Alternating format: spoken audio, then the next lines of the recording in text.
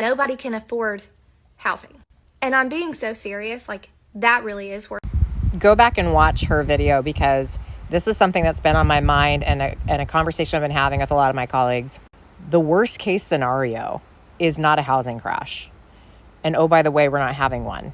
The worst case scenario is that housing is so unaffordable that we lose the ability to get first-time buyers into homes, and that they get stagnant, and that the divide between people who own homes and don't own homes is getting wider and wider. And hey, oh, by the way, at least in my area, rents are not going down, they're going up. And housing just becomes ridiculously unaffordable. If you don't think this is going to happen, take a look around and take some notes.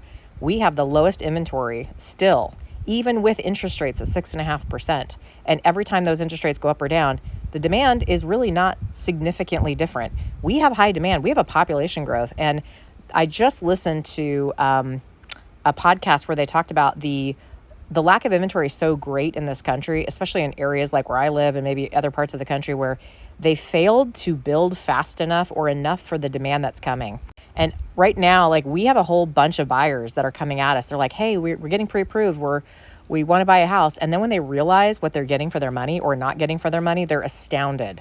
Or they're trying to get in and they're just, they're competing again in that certain price categories. Or if they're moving up to a bigger house or a different house or a lifestyle property, they're having a hell of a time finding something. Like, literally right now, we could have like 8 more deals in escrow if there was actually inventory to either show these buyers or find them what they're looking for. So she is right. Go back and listen to that video. It is haunting me, this concept. And I was just thinking about it this morning when I was, getting ready for work, thinking, my gosh, like, could we get to that point where literally it's just, so unaffordable to even get into houses? Because unlike the housing crash everybody wanted to see, prices are still going up statistically right now. So even with inflation, even with interest rates, I hate to say this, but what if interest rates never went down? What if they stayed in the zone?